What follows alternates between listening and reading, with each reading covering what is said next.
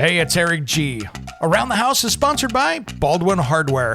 For 75 years, Baldwin Hardware has been known for its first-class quality and craftsmanship in door and cabinetry hardware. As an alumnus of the Baldwin Hardware Design Council, I can say I have seen the details and quality from design to the finished product. If you're looking for a new style and old-world craftsmanship, I can tell you there is only one Baldwin Hardware. Check out what would look great in your home at baldwinhardware.com. It's Around the House. You know, you got me thinking about space, and when you are using these games, you need room. Besides the game, you need room to move. Like, so if you're doing skee ball, you're backing up quite a bit to throw that arm. So you need at least 4 or 5 feet behind you to be able to play the game properly. And it's the same if you have foosball, if you have ping pong, if you know, any type of shuffleboard. You need some serious depth to be able to. So, you know, think about the size of the equipment, but then think about how much room you need to maneuver to play properly. And so you're both not cramped, or another player as well. 2 people playing. Yeah, so you think about it, a 10-foot skee ball machine, which is the tiny one, that's the kind of the compact skee ball machine. That still takes up 10 feet. And when it comes to remodeling and renovating your home, there is a lot to know, but we've got you covered. This is Around the House. Welcome to Around the House with Eric G. and Caroline B., where we talk home improvement every single week. Thanks for joining us. Hey, Caroline, how are you? Hey, hello, everybody. Welcome. Welcome. We need to get you a mini split system for your office, right? Oh, yeah, kind of. But then I have to drill through the wall, and I've got plaster. True. And you got plaster, and you got an old building, and it's historical. And okay, never mind. We got to come up with something. I'm sure someone can help us. In there. Yeah, we got to come up with a plan for you, because you're over there sweating to the oldies. It is hot, hot, hot, people. Oh, it's summer, but what do you expect? It is. Exactly. What do you expect this time of year? Well, today we have a fun subject ahead, and this is going to be creating that game room or gaming room. And yes, those can be 2 separate rooms or one great big one. Oh, you're playing Call of Duty there, aren't you? Yeah. See, and I'm playing a little more. Ow. See? You know, or maybe even, getting out the skee ball machine, right? Oh, come on. That's awesome. Yes, rack them up. See? Skee ball kid would love that. We had skee ball kid on, I don't know, it was like almost maybe a year ago. He won the national championship. So, yeah. So let's talk about designing these rooms, because it's not something you just like throw in the corner of the attic or the basement. It's something that you kind of actually have to plan a little bit ahead with, whichever way you want to go. And it's interesting because, my brother just did one in his basement over the last year, and there's a lot to consider. What I found interesting, I was looking at all different game rooms on the internet because I wanted to see what game or gaming, and we need to talk about the difference between the two rooms look like. And what I found out was that this could be an outside space. It could be an inside space. It could be a basement, a room, a section of the house. Like, there really is no space in the house that can't have a game or gaming aspect to it. Absolutely. And to me, the difference in what I call in the design world, the difference between a game room and a gaming room is a game room is more your traditional arcade, pinball, pool, skee ball, air hockey, you know what I mean? That kind of game, versus gaming is sitting in there playing online. You've got Call of Duty, you've got whatever game, and you're sitting there on a large screen or a computer, and you're playing with controllers and that kind of thing. And those can be 2 different spaces. Yeah, that's like, I consider a gaming room like you've got the leather. This is just in my head, but these leather, big, cushy, comfy couches or chairs, and then you've got it's dark in there, so you can see the screen really well, and some accent lighting going on. It's a whole motif. I like it. It was interesting. I was called into a house probably 15 years ago that I believe the compound was at the time was Bill Gates's father's compound of Microsoft. No way. And I had to go in there and measure the kitchen So I'll tell this story real quick because it relates.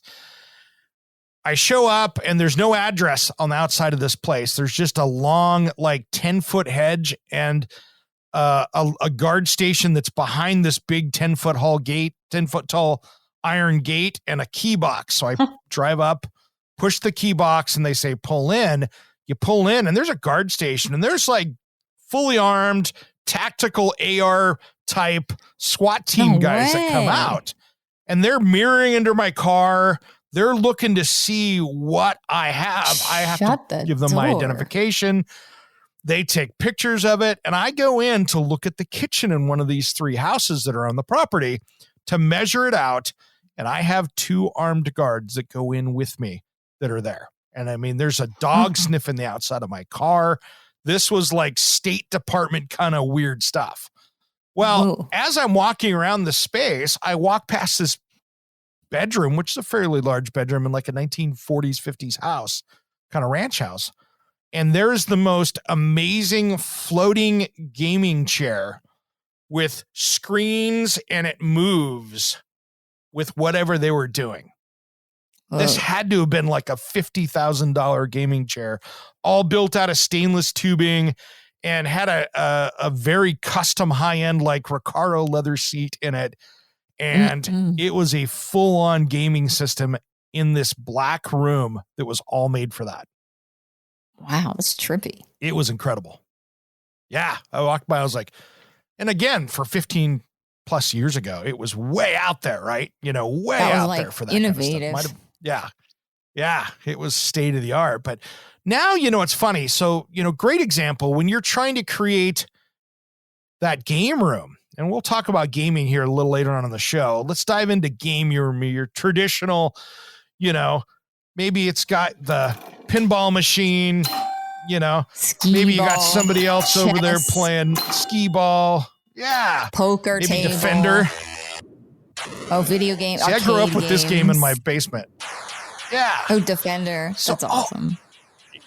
I had that in my basement, the full-size one that we'd won from Chuck E. Cheese, you know, as a kid. So I got really good at that game. But, you know, there's things to think about. You know, for instance, just a skee ball game, getting it inside the house. You know, a full-size skee ball game can take up 15 feet, right?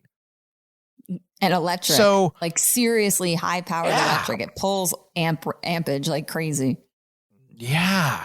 So the first thing you got to do is be able to get that in there. So many times you're going to have a hard time getting a skee ball machine into a basement or maybe into an attic space. So these are things you kind of have to think about. Okay, can I get this in the space, right?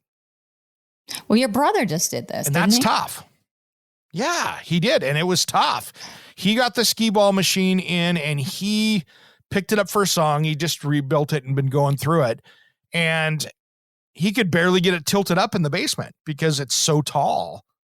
I mean, he was within an inch of getting it in there. In your mind, you think, oh, I'm going to put this in there. But your house is much smaller than like a giant, you know, arcade or something that you would see like a commercial place where they have these located. You know, your ceiling's not going to be that high. Yeah. Double doors open up. You got a 5-foot wide opening. You got 10-foot, 20-foot ceilings. It's not a big deal. In a basement or an attic, it's a whole different thing. One of the big things, and you talked about this too, Carolyn, it's something I want to talk a little bit more about when we get into this in the next segment because it's going to take time. But one, just being able to get it. And some of these machines are also, by the way, heavy. So if you've got that converted attic space and you're putting in all these 200-pound machines, maybe you've got a 1,000-pound pool table, you know, you might want to consult a structural engineer to make sure that you're going to be able to fit that in that space. I see a lot of people online using very small spaces. Like, so it could be an apartment, you know, they have children, making these spaces into game areas. So you've got to take that into consideration when you're really in a structure that isn't built for that originally. And it's tiny. It could be economy size. Yeah. Oh yeah. It could be super small. You know, it could be as simple as taking a spare bedroom and putting the old Atari system in there, you know, from when an adult was a kid or the Game Boy room or anything like that. It's really depending on how big you make it. But when we come back, I want to talk about if you're doing that serious game room, like you're going to put in maybe 2 or 3 pinball machines. Maybe you're going to have 5 or 6 upright video games. If you're going to go serious with this, let's talk about those things that you need to consider. Let's do that just as soon as Around the House returns.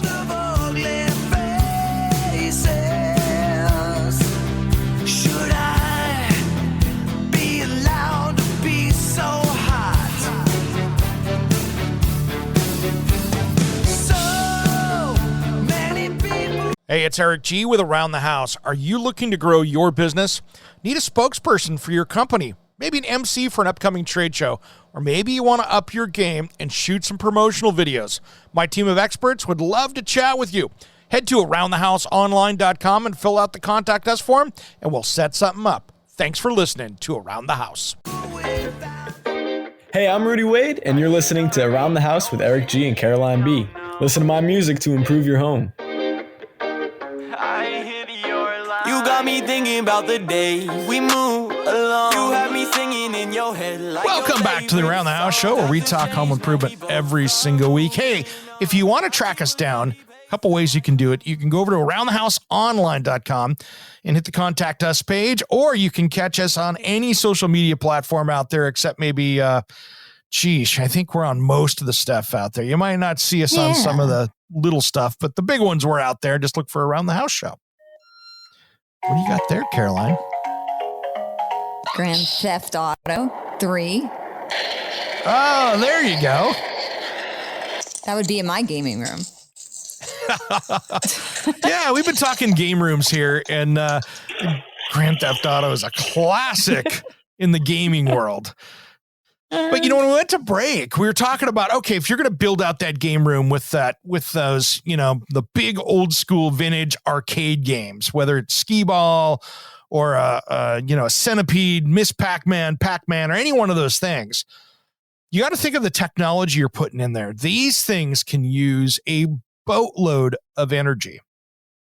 So, and like you one of the said, things put out heat. Heat. Yeah. I didn't even think about that. How hot is that space going to get? Well, you think about it. So Skee-Ball, not so much, but there's transformers inside a Skee-Ball game that converts that over.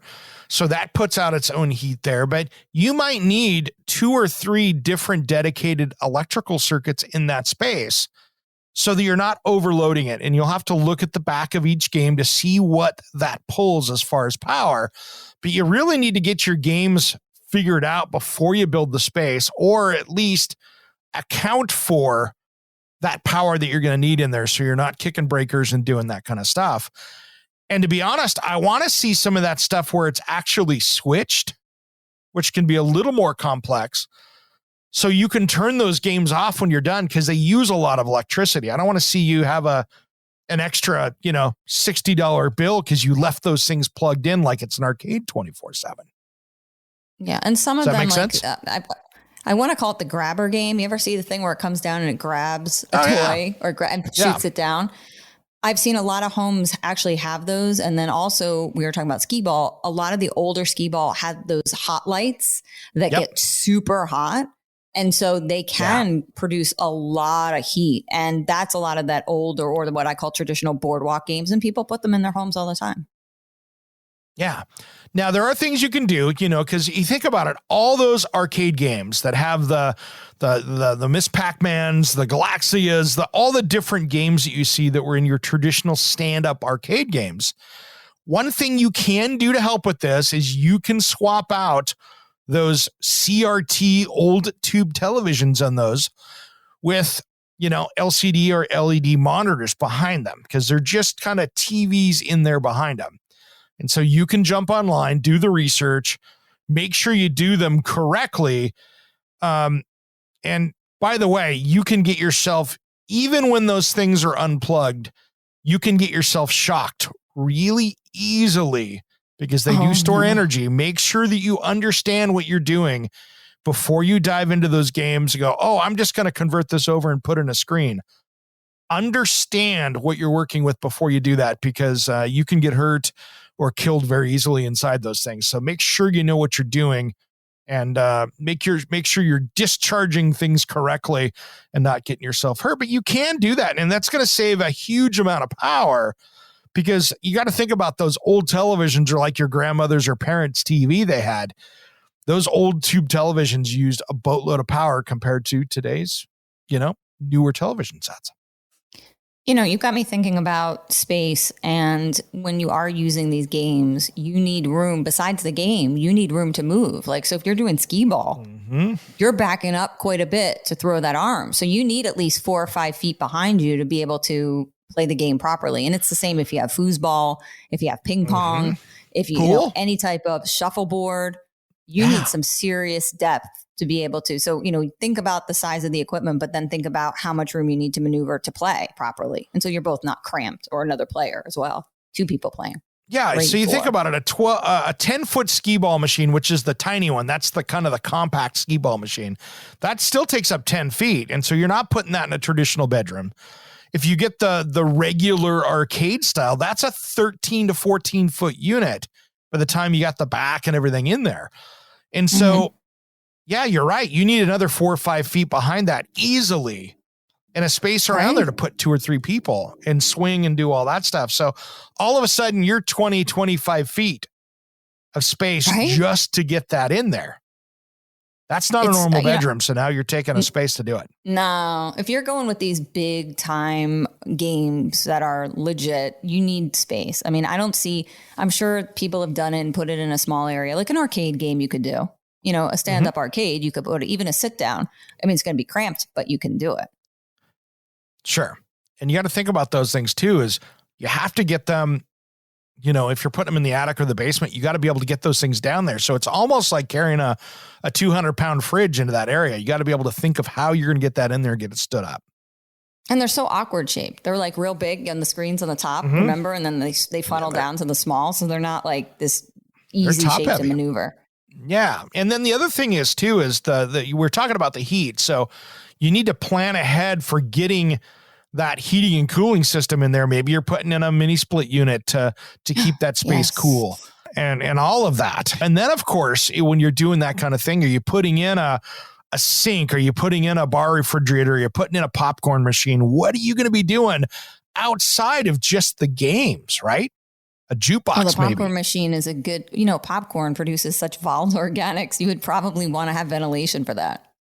I never thought about that. That's old school, but you need ventilation if you're going to be doing a popcorn machine.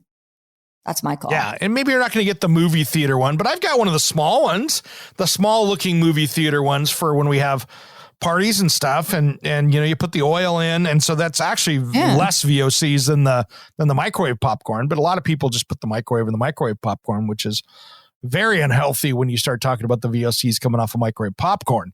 But even that, you're putting oil and popcorn in, and doing that. And in a basement with no ventilation, can you imagine some humidity? That would smell real nice. Basement, old popcorn, stale. Or, a lot of people, you guys put in cigar rooms and smoking rooms and, all that kind of stuff. You really have to ventilate now. I mean, we know more about how important it is for, not just for code that you have to do it, but for your health. So. Yeah. So I have built over the years and designed some amazing spaces like that. Like, for instance, we'll talk about this before we go out to break. I designed a gun room, safe room / poker room for a client. And they bought online from an old bank a bank vault door that was the entrance into this space. So it looked like an old 1920s bank vault door.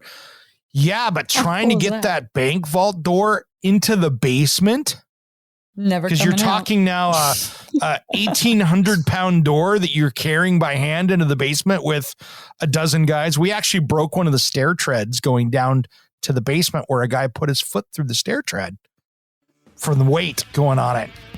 So when we come back, let's talk a little bit more about this. We'll get to gaming rooms in a minute. We'll do that just as soon as Around the House returns.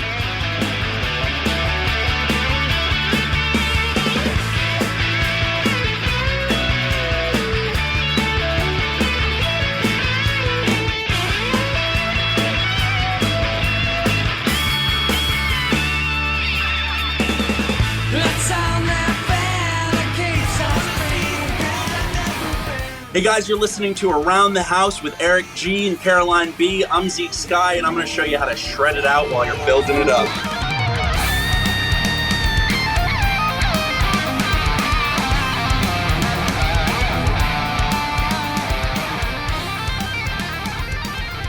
Welcome back to the Around the House show. Caroline and I have been talking about designing out that game room or gaming room and so many things that you have to think about with that. And yeah, So totally fun.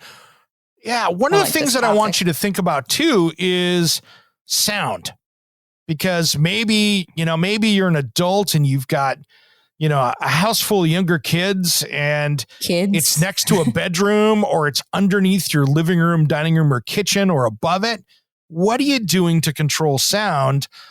Or if you've got a neighbor's house that's really close next door, suburbia house where you got the neighbor next door, that noise can go right through it, right? Condos, right? Controlling sound is big. One of my favorites for doing recording studios, for doing even a room in the house for doing Zoom and education stuff is using Rockwool or a similar product. Owens Corning makes one too, but that is a mineral wool. And what that does is it just absolutely kills sound. It just makes that room dead quiet. But the added benefit of that product, and this is what I really like about it, Caroline, is it also is a fireproof product.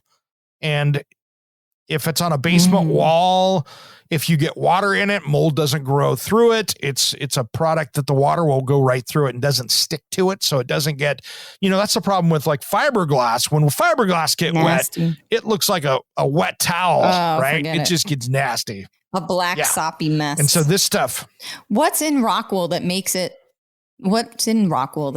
so soundproof? Like, why is it that sound doesn't travel through it? Is it so dense? It's not that it's dense. Is what it does is it's got great properties to it. So it's a mineral wool. So it's a spun mineral.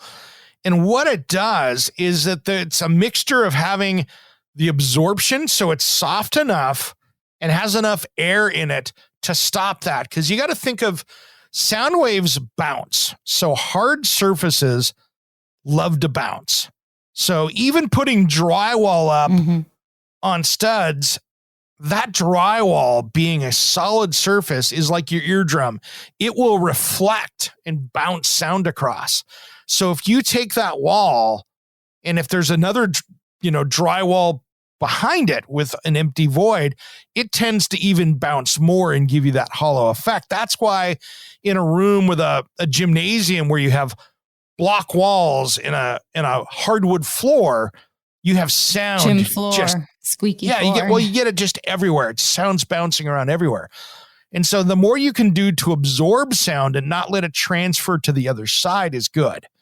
And so sometimes. So it's like in the studio, when like if I'm in a studio, I'll be very echoey because it's got a lot of hard floor and hard surface. But if you were to put a carpet down, it helps absorb that. So that rock wool is kind of like putting carpeting in your walls, but a lot of it like a thick carpet. Yeah. And what I like about that is that when you put that up, it really makes a difference. And you don't have to put the same, like in a music studio, you don't have to put as much of the foam pads and stuff on the wall to reflect sound and do that foam pads, because you've done it behind the wall. So decoratively, you can do a lot more with it because it looks nicer without having to put all the padded panels up. And so that's a big those deal. Black panels, they can look cool in a gaming room, but when you want to have a nice room, it's a little bit. Yeah. And you look at movie theaters, they will put up those sound panels and they cover them with fabric, and you can jump online and order those and they're not that expensive. You can do that on top of you don't want to get into that, and that works out pretty well as well. And that's a good transition into the gaming room, which can be gaming / theater room within the house. / audio video. I mean, you could do your Zoom in there and all the calls and exactly everything. Yeah, you can do a lot with those spaces. That is a great multi-use space in a large house because it can be where you go down and watch your favorite movie. It can be where the kids are down there with the headsets playing their favorite online video game on that big screen. And again, it could be having the Zoom meetings. So it's a great space, but again, sound control is big. Yeah. And but they have multiple screens going like all the time. So that's hot, like going back to that heat thing, you really have to figure out your HVAC and ventilation. Our friends at Mini Splits would be able to help us out. I think that's such a good idea to put a mini split in one of those spaces because you'll need additional heating and cooling. Or you could do a wall-in unit like a Friedrich where you can add heat or cooling when you need it. Because you may not need it all the time, but when you're gaming, right? Exactly. And the other thing is that, many times I have done, in a theater room where I put those things that produce heat on it's through the wall and maybe a utility room that's next to it. So it's not putting heat into that room. So you've got a utility rack that has all your amplifiers and maybe the projector, if it's a projector style, is behind, in the back. So that heat is going someplace else. So there is ways to get around that.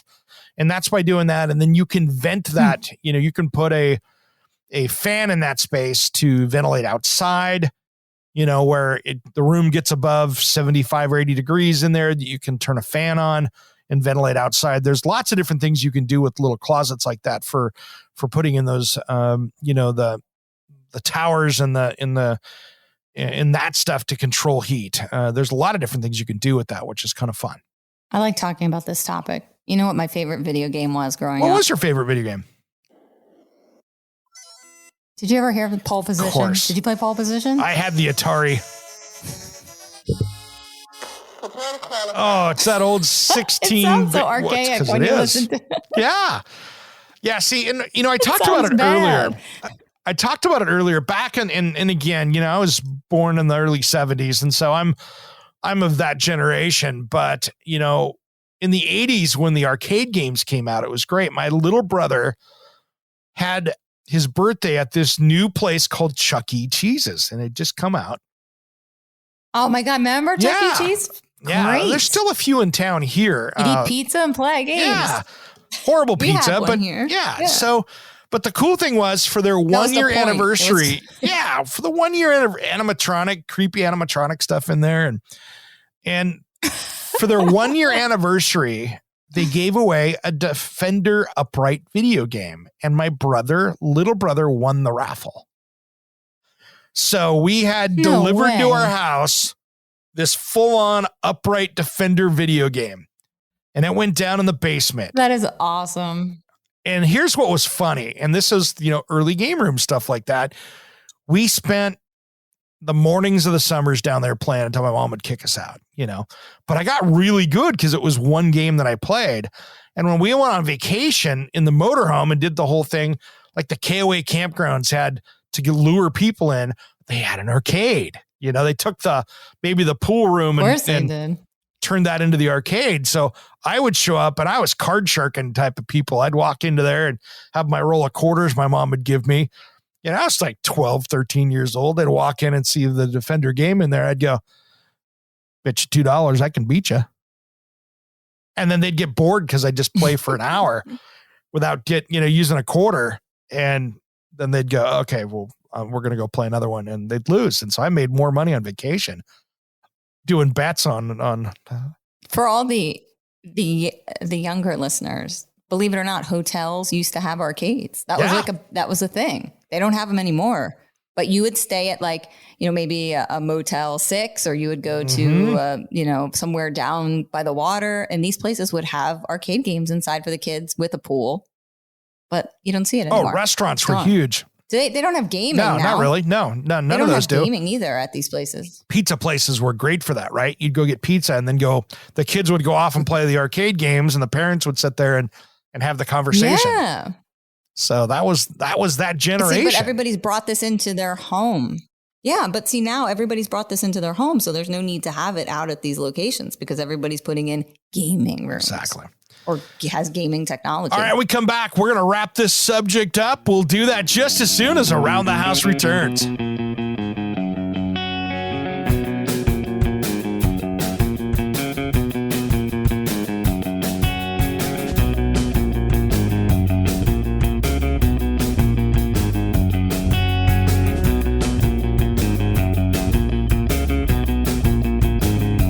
You threw my clothes out. you, baby.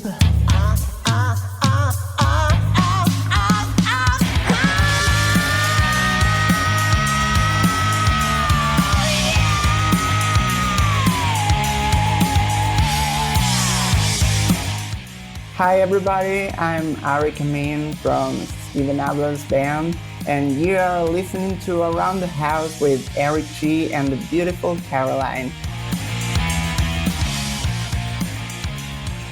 Welcome back to the Around the House show, where we talk home improvement every single week. Well, Caroline and I have been sitting here talking about building that arcade room, that game room, the gaming space.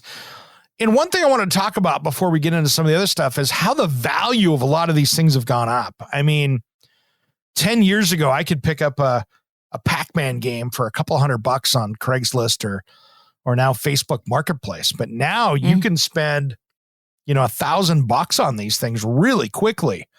So they've gotten much more expensive to be able to get that. I had a buddy that had the Kiss pinball machine. How much was your brother's skee ball?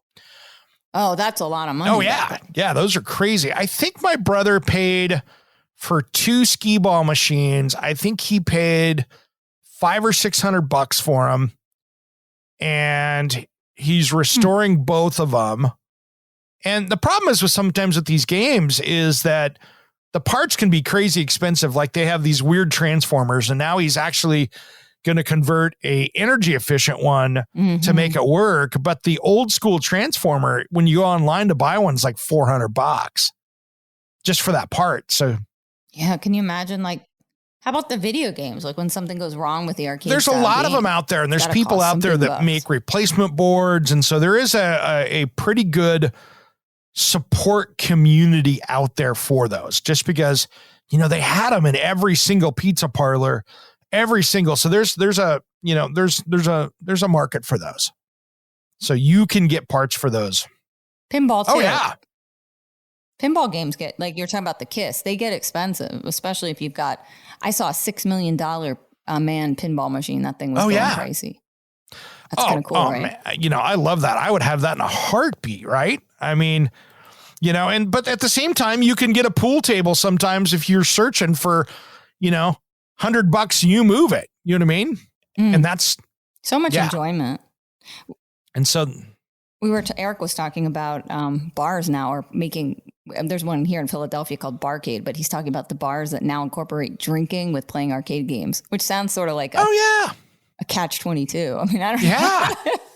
You're drunk playing. I don't know how well you're going to do, but I think those are cool. I mean, I'm looking right here on the Facebook Marketplace. I just pulled it up just as an example so you can get out there and see. Here's an original Williams 1980 Black Knight pinball machine, $4,000. Here's a they're pinball machines are expensive. I mean, there's a bunch of them in here. Here's a 1977 Charlie pinball machine, but it needs a little work, $250, right? So it's just depending on what you're looking for. Here's something cool that I've seen people do too. That's a new one. Taking those old, what I call quarter slot machines and putting them in the old vintage slot machines and having them in there. And yeah, I've seen people. I think those are kind of cool too. Awesome. Those are a nice touch, right? The other stuff you got to look at too is do you remember the sit down arcade games, like the Cruisin' USA, where you would drive, where you'd go through and drive, and you'd be driving through California, some of the newer ones. Those are cool too. But again, those can get big. Those are large too. And the larger ones cost a little less money sometimes because some people don't like those as they take up space. So you can get those. I've seen those recently for $500 and $600 out there, which isn't too bad for a large piece like that works. No, so. Something to think about. I was the pinball wizard. Were ya? I played pinball for my sorority for 24 hours straight. I competed for pinball. That was we had Greek week. So I had to play pinball for 24 hours. Yeah. I did good. I was number one. I won us the Did you have gold. A favorite pinball machine or pinball machine brand that you played? No, but I was a really good pinball player for whatever reason. Yeah. I could just play. My favorite ones were the Williams brand one. Movie? Yeah. I think so. Yeah. It was a quote from a movie. Is that a quote from a movie? I could just play. Yeah. Either that or it's a Who song, but I'm not sure. So. Oh no. Goodwill Hunting. Goodwill Hunting. He talks about math. He goes, I could just play. There you go. There you go. So yeah, those are all things to consider with that. But, you know, and I'll be honest, when you're designing the gaming room, you know, with the theater room, this is when I recommend bringing in the professionals to design that out, to make sure that you've got that audiovisual designer to come in there and make sure that you have all the right pieces. Because the bad part is you don't want this in 5 years to be completely out of date. You want to be able to have it where you can upgrade it. You know, if you need to put in amplifiers, or if you need to put in, you know, in-wall speakers, you design this out correctly so you can do it once and get it done. So the high-end stuff is where you start really seeing the professionals come in, and you can get the gaming couches now. You can get the movie seats that have the rumble devices in them so they shake with the bass. You know, there's so many cool things that you can do in these spaces to make them work. You know, the other thing too, and I know we're going out soon, but the lighting is so key. Because you need different lighting completely for when you're gaming. Like, I mean, and I'm talking arcade games. I'm talking being able to see with a foosball table, or, you know, if you have a ping pong table or whatever, the lighting is totally different. So that should really be designed by a professional too, or someone who at least knows what they're doing. Yeah, and I like getting, you know, like if I've got a pool room where I've got the pool and that, I like getting that bar pool room light to go over the top of the pool table. You know, that I like the old school look of those, you know, and the accessories that go with it. I think that is really part of the touch of adding that stuff in there. I mean, my little brother bought off of Craigslist for his space. He bought from the guy that owned the original NHL hockey franchise in Seattle, where they won the Stanley Cup in like 1900 or 1901 back then. He bought from them the pool rack for the balls and the cues and everything from that guy's house out of an estate sale up there. And so it's, you know, 1900 rack for the balls and the cue. Completely cool vintage stuff, but those are all things that you can add to it. And you'll see people put in maybe the diner jukebox, and that can be pretty cool. Oh yeah. I love the jukebox. You know? I'm all about lighting. Like, I like neon lights. I like neon bar sides. I like that whole dark ambiance. So everybody's different what they like. I love like a black room with like neon stuff going on, like any kind of lighting. Bar signs are cool to me.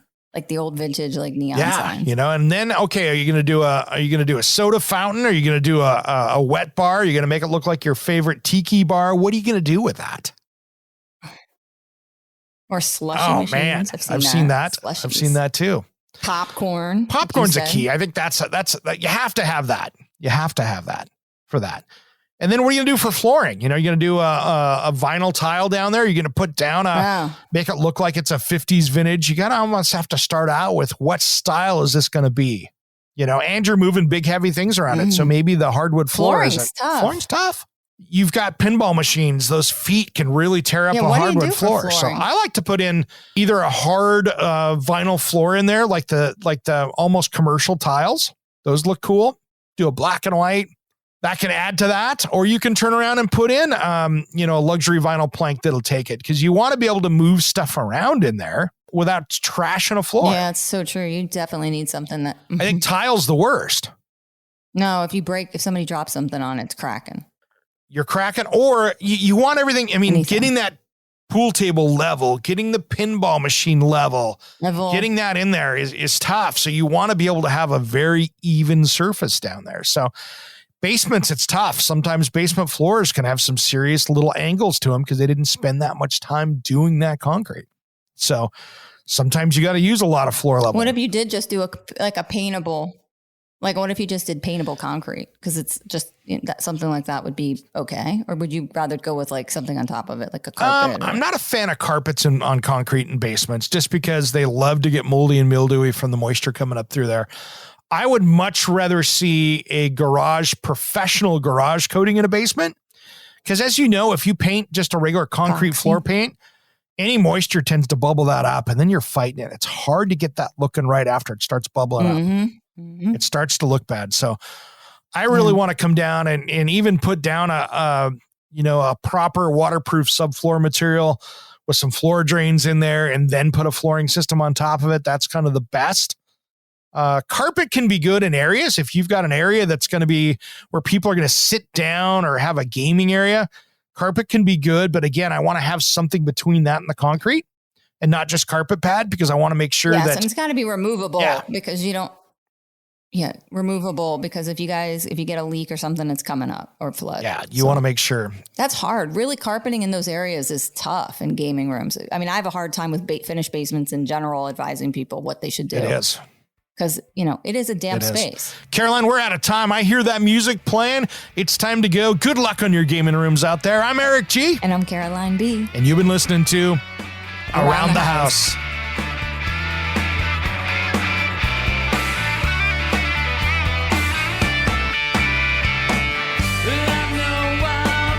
Hey, it's Eric G. from Around the House. Are you planning a decking or siding project this year? If you are, you've got to check out my friends at Millboard. Millboard is a completely different kind of composite decking and cladding that enhances outdoor spaces with enduring distinction. Hand-molded from the finest oak, it realistically mimics the natural grain and color of premium hardwood. If you're looking for something that doesn't look like plastic and instead real wood, check out millboard.com. Make sure and check out that interview we did just a few weeks back. That's millboard.com.